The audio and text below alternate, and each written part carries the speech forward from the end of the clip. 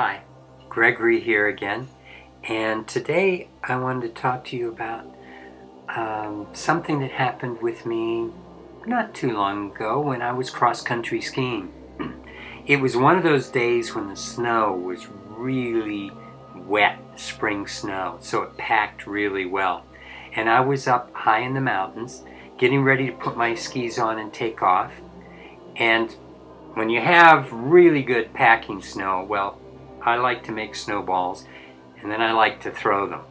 So if there was someone around that wanted a snowball fight, I probably would have tossed it at them. But I was all alone, but across the street from where I was, it was a road, dirt road, then a reservoir, but about 20-some feet away were two trees about this big around, an aspen tree, actually two trunks going up.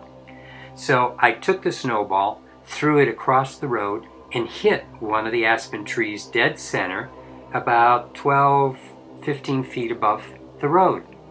I then packed another snowball, and this thought ran through my consciousness: wouldn't it be fun to throw it across the road and hit the other tree on exactly the same level as I had just hit the first tree? So I packed the snowball and just leaned back and threw it across the road. And the interesting thing was what went through my head before I did that. And so think about that. Think about the things you do. Think about what goes through your head before you really commit to an action like that. What would you be trying to do? What would you be trying to feel? What would you be trying to create? And so think about that. And then to share with you what went through my head was the thought, there's no reason this shouldn't happen. And it did.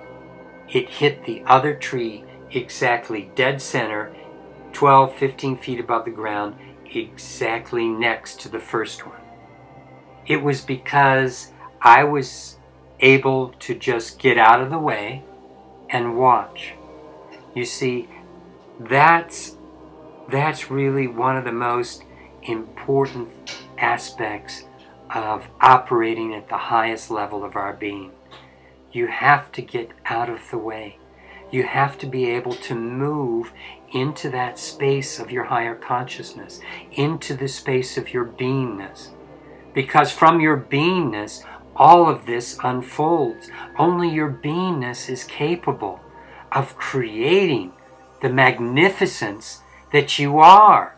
Because when you're trying to operate from this limited personality, from this ego, it's always going to diminish the power of who you are. It's always going to diminish the power of what you can do.